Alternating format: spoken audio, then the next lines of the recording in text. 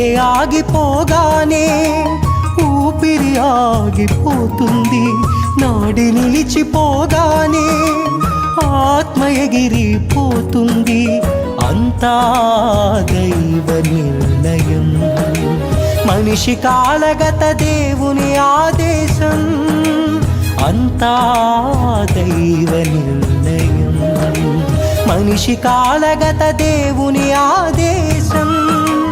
ఓ యాత్రికుడా, ఓహో యాత్రికుడా, బ్రతుకు ప్రయాణములో గమ్యమెంత దూరమో తెలుసా?